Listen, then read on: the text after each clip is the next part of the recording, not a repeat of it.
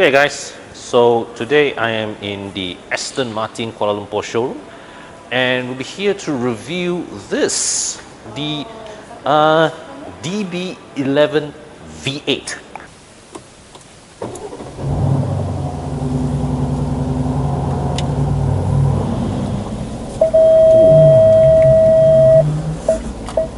Wow.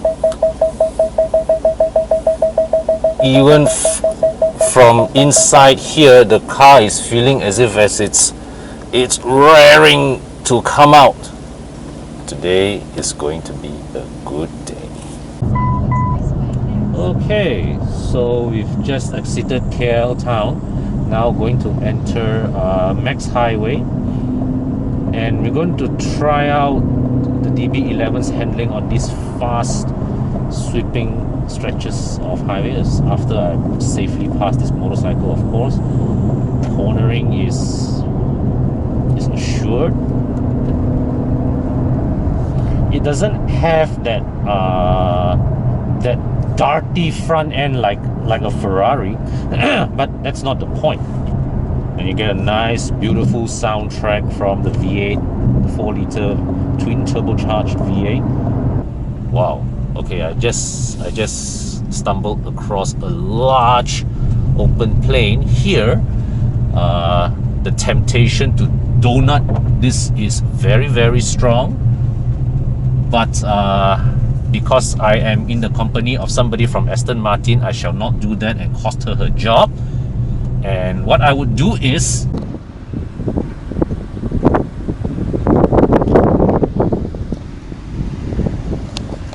okay, back to work.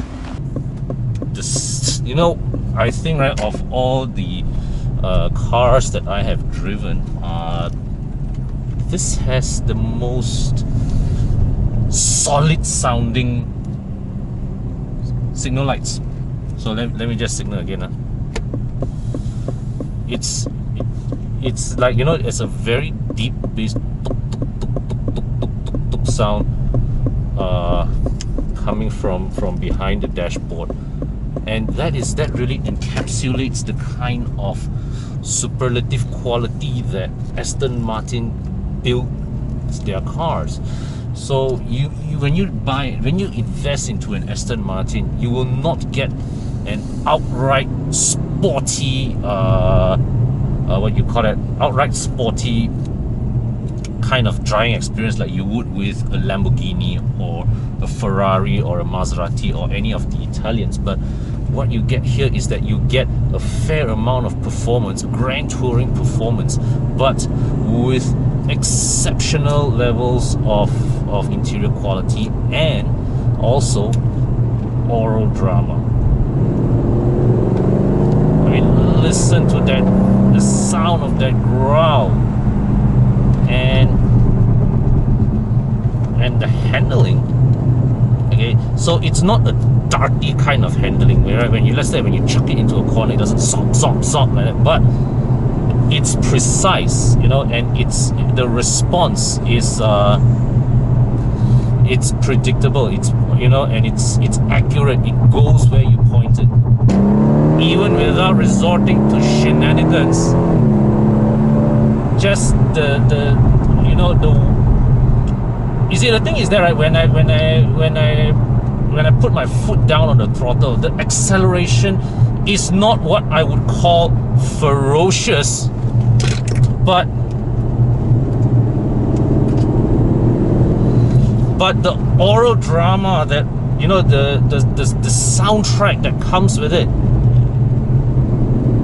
it gives you that sense of occasion.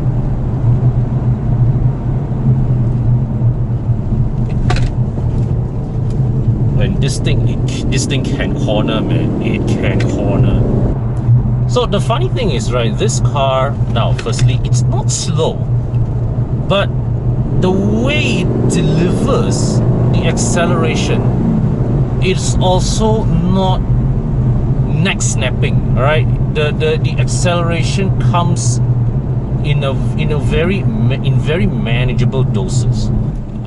This is not at all an intimidating car to drive, but at the same time, the ride is actually slightly firmer than what I recalled of what was supposed to be the sportier Vantage. So this one is a bit firmer. So when, let's say, like when there is over the towns of KL, you feel a bit more of the patches on the road.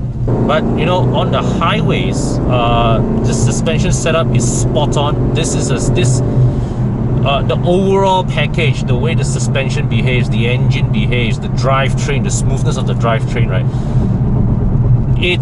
This is a very capable, very cost-setting GT car to drive. So this is a car in which you really can use this to cover a lot of distance fairly rapidly and completely without fuss.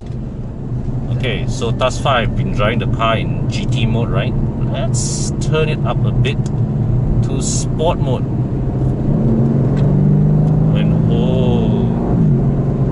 Okay, now the engine is it's now a bit more aggressive. All right. Holy!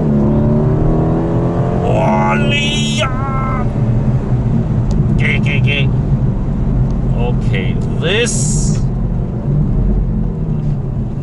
this one is this is a bit more hard hitting, and I just engaged this, and I just triggered the stability control. Or even when you brake hard, right, the transmission shifts down more aggressive. Holy!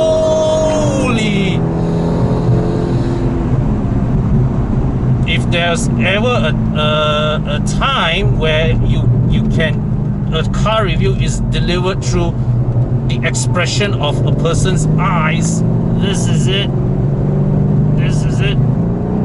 So it's like when you drive this in GT mode, it's a very docile, very usable day-to-day kind of setting. But when you dial it up to sport mode, it unleashes a wilder beast in it. And the suspension, the chassis actually gives you a lot of confidence to lean on the corner and apply the power as you sail past the apex. Alright, brake in, past the apex, gun it.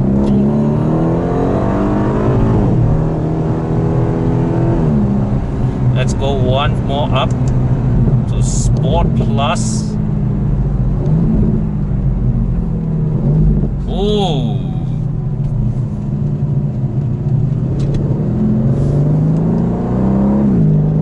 I'm gonna be a bit more conservative driving it in Sport Plus, because just in case the stability control system goes a bit looser here, right?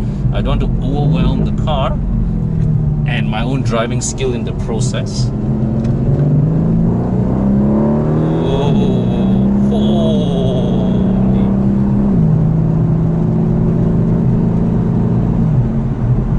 Okay, I'm driving on a very repetitive stretch of road, but well, it's slow traffic, so okay. So one thing I have to say is that the front end, it's not razor sharp like a Ferrari, so there is that feeling of nose heaviness if you dive into the corner too fast. All right, but what it also means is that when you are doing when you are balancing this with long distance touring capability, what this means is that you have the helm is a lot more relaxed, it's less edgy, so you require fewer steering corrections. Okay, so right now I'm setting myself up for the bend ahead. Okay, and brake. Ooh. It's downshift itself to second gear and absolutely launched itself out of the corner. Lovely. Okay, now let's just dial back down to GT mode and cool cool the car down because I need to makan. Now, of course, the V12 version, that is the one that you know, that's the, in a way, the headline car. But the V8 here is what I would call in a way the sensible package, because it gives you about easily 90% of the V12's performance. All right, but at much lower running costs, okay? Because like what, your road tax bill, 5.2 versus 4.8, that's a substantial sum. Then also when you factor in insurance, that is further savings altogether. Now, I don't believe that in terms of maintenance cost will be that severe, but when you look at the road tax and the insurance cost difference, this too will make a substantial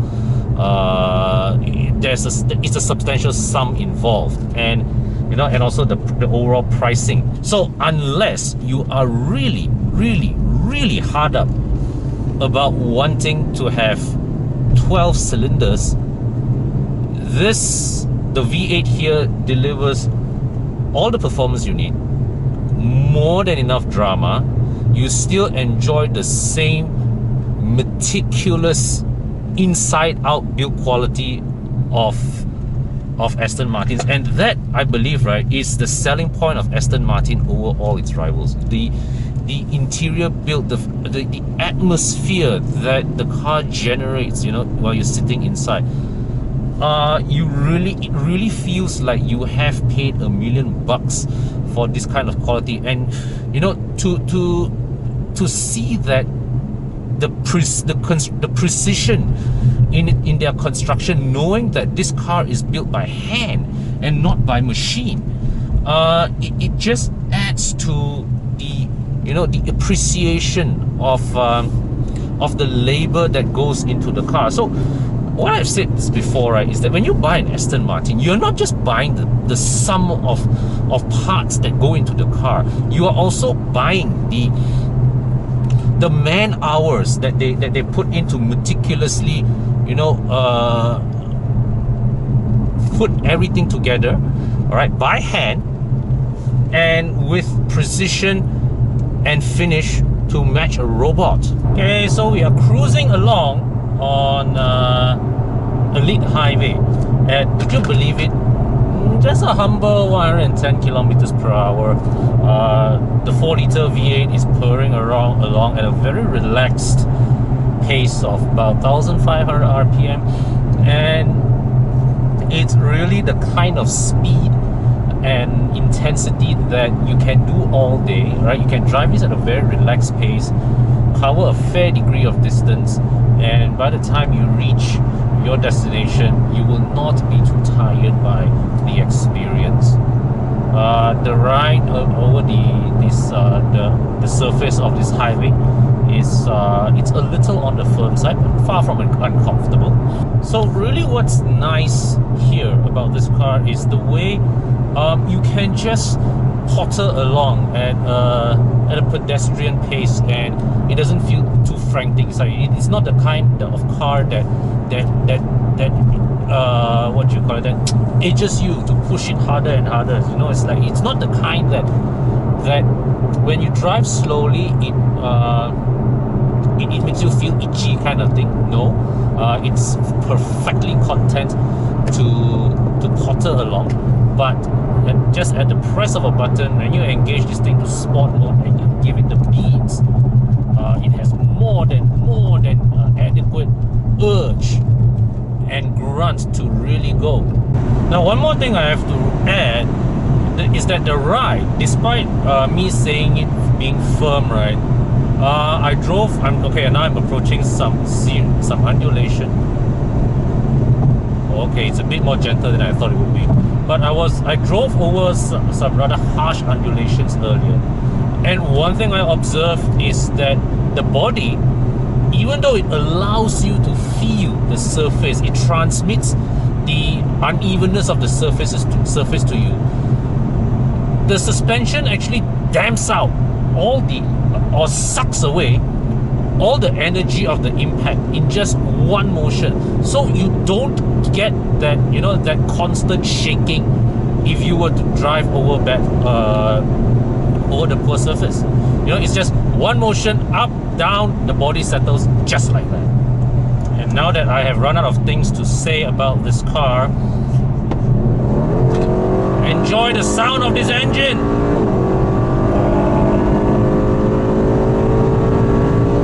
Holy! Okay guys, so here in the Aston Martin KL showroom, just spent the whole day behind the wheel of this. This is the DB11 V8. So to recap, the Aston Martin DB11, when it was launched, it came with a V12 engine, 5.2 liter twin turbo V12, about 600 horsepower. Then this the DB11 here also was Aston Martin's first car that was launched ever since they tied up with Daimler, all right, with Mercedes-Benz. So yeah, so this V8 here has that wonderful 4-liter V8 from AMG. All right, here it is tuned to 500 horsepower, 675 Newton meters of torque. So on paper there's a difference, and there's also a significant difference in price tag as well as the road tax. So the base price is about 778,000 ringgit, but that's before insurance, before options, before excise duty, before on-road costs. Once you have your options packed in, once you have all your excise duties, import duties paid, you're looking at about 1.8 or 1.9 million ringgit. Insurance will be pretty expensive, right? So guys, here's a tip. If you insure your car with Pacific and Orient Pro mileage plan, you get to save as much as 40% of your next insurance renewal premium. And you see, the thing about cars like the DB11 here is that chances are these are probably not your daily cars. It's your weekend car, you know, where you drive to maybe go breakfast at Uluyam, Gotong Jaya, or maybe you keep it in Langkawi for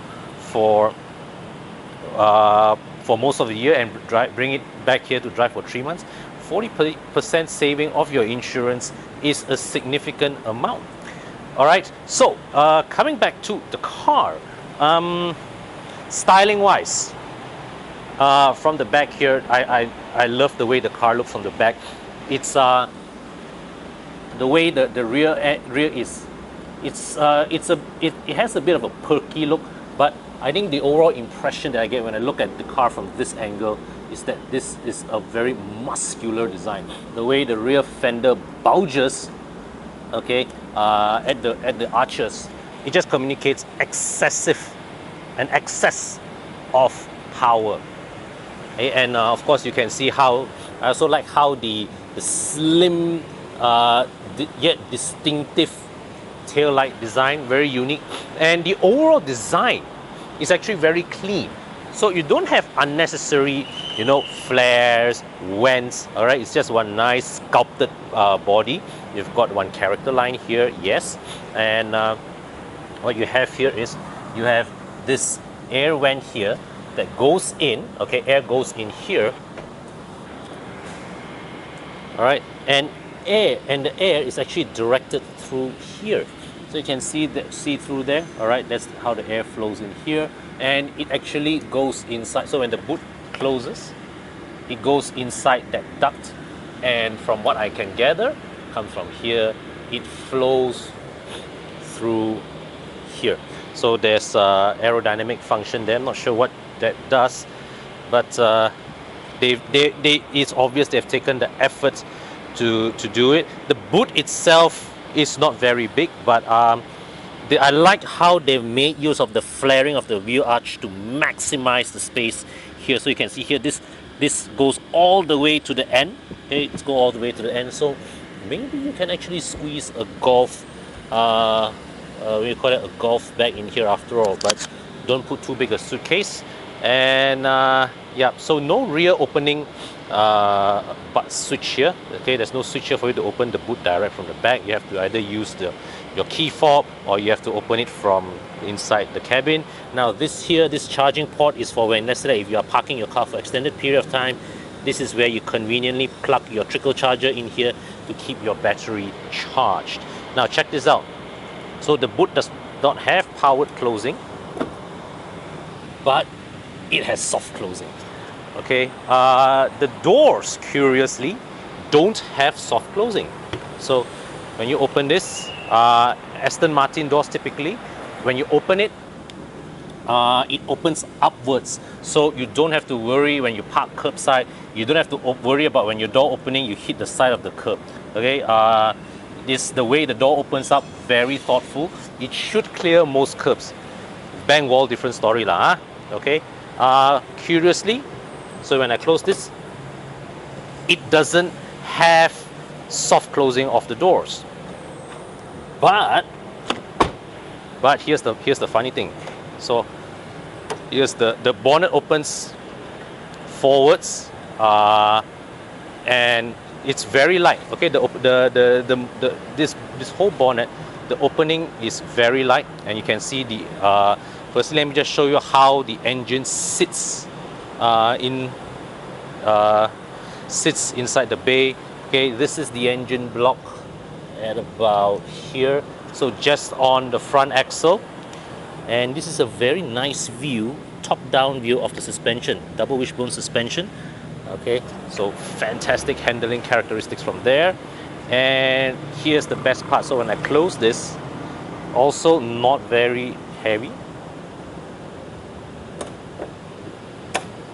The bonnet has soft closing. Check that out.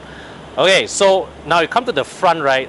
This is where I want to show you the visual differentiating cues between this and the bigger V12. So the best way to tell your V8, your DB11 V8 from the V12 is just by looking at the number of vents here. Okay, the V8 here has 2, the V12 has 4. The headlight also is slightly different. The V8 has darkened headlamps.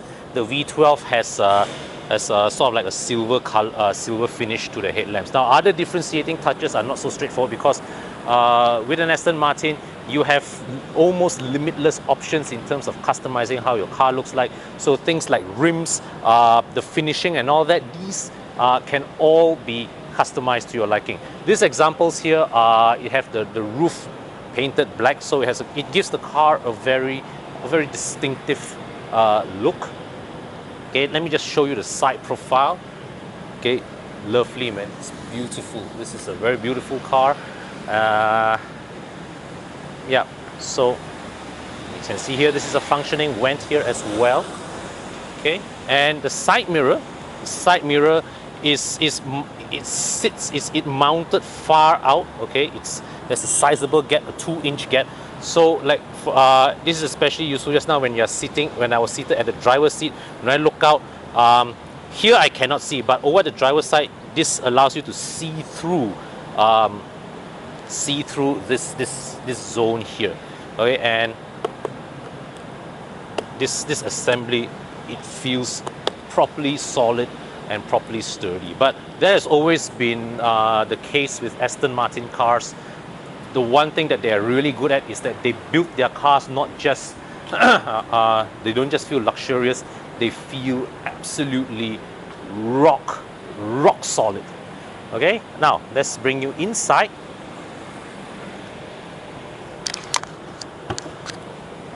Okay, so the DB11 here, it's a 2+2. So do I want to torture myself? Well, let's try. So I'm going to put you guys here.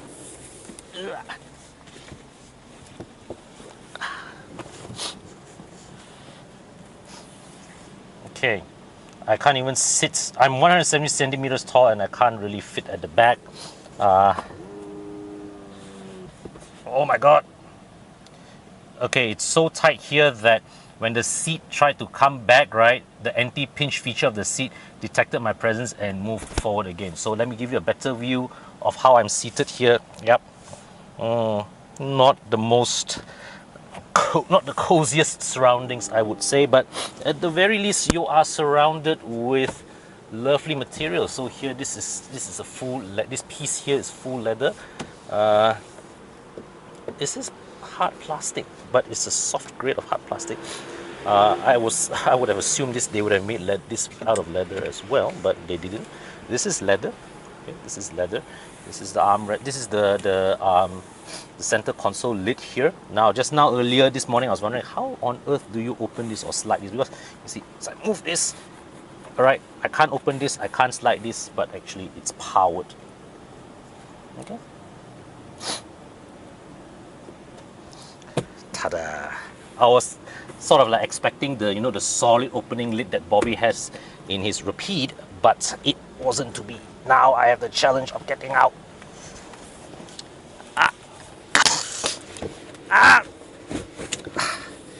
I think this space is best left for kids.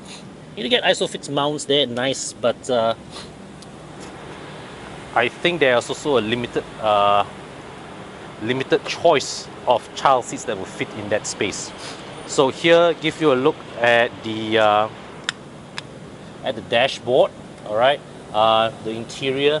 So doesn't come with a sunroof, this one, but why would you want a sunroof when you have a roof lining that beautiful? It matches with this pattern on the seat, absolutely lovely. And you see, even the pedals are finished. Has this nice pattern on them, nice rubber pattern on them. Check out this trim. It's the sound of it feels like it's plastic. Okay, it's but there's a texture to the surface. It's a texture to the surface, but it feels sort of hollow behind there. But the construction is good. All right, no, this is soft. This is leather finish, leather. Okay, and this whole, wow, this is a big gap here, and here, right, you see this part here behind. I can't show you, but I can see where my fingers are touching. This is a fabric, right, fabric, a sort of fabric trim inside here. This is a relatively long bin here. It's shallow but long, so you can like slot a bottle in here. Okay, and so I'll come inside. Let me just start the engine. All right, 4-liter V8 comes to life. So here's the instrument cluster. Here has a very technical look to it. You can touch the screen. There's no cover over here. All right, but of course you can see the some of the Mercedes systems here in the car. This for example, the font of the trip computer is different, but it's a Mercedes trip computer. Switchgear, all as typical of Aston. Fabulous tactile feel. All right. Please repeat. Cancel. Okay, so you can see here, this screen similarly is also very familiar if you are a Mercedes owner. But one thing I think nobody would mind is the quality of the reverse camera. Okay, so Aston Martin also got the reverse camera system from Mercedes, and I always say Mercedes cameras, whether it's the reverse camera or the 360-degree camera, it's the best in the business, and no harm sourcing from them at all. So this is the command touchpad. Okay, rotary knob down here. This touch surface interacts with the screen up there. Okay, so I think this should be very familiar to most of you guys. This is the gear selector, park, reverse, neutral, drive. Then you have paddle shifters here. Paddle shifters are solid and they feel heavy, even though it's attached to the steering wheel, right? But somehow when I pull it, right, I can feel the heft and the weight of the pedal. So okay, so here you have it. Climate control, once again, switches beautifully weighted. The rest of it, this part here, this is a touch panel. Okay, looks nice, but two problems. One, not intuitive to operate on the move. So you actually have to take your eyes off the road to see which control you want to look for and aim for it and operate it. And second thing, it also sort of deprives the owners, okay, of the experience of fiddling through Aston's marvelous switchgear quality, if you ask me. This volume control idea is nice. All right, so what you do here is, let me just try and on the radio. All right, so you see we are on radio, and all I have to do is just to slide this here to adjust the volume. This is neat, but I would really rather have the tactile feel of buttons. But as always, the build quality is fabulous. Okay, this feels solid and substantial. I can barely shake this. I can barely, induce any movement in this. Okay, nice selection of materials. Okay, guys, so here you have it. This is the cabin of the Aston Martin DB11 V8, which I am stepping out of now to bid a fond farewell. All right, and what can I say? Lovely car, as always, from Aston Martin. Lovely car, beautifully finished, beautifully designed, great to drive. Not perhaps as outwardly exciting, immediately exciting as a Ferrari or Lamborghini or any Italian sports car, but this has its own a charming brutality to it. In a way, it's somewhat brutal, at the same time it has a bit of a gentleman's character to it. All right, so I hope you enjoyed watching this review. If you like what we are doing, please help us with, help by liking that video and subscribe to my channel. Subscribe to Bobby's channel, Bing's channel, Tana, Nas, Fadil, Chris V, Chu Yang, Steven, Alex, Stamrock Wong, the whole gang of us. HP, don't forget HP as well. Do subscribe to all our Horizon Teams channels. And and I'll see you in the next video. Cheers, guys.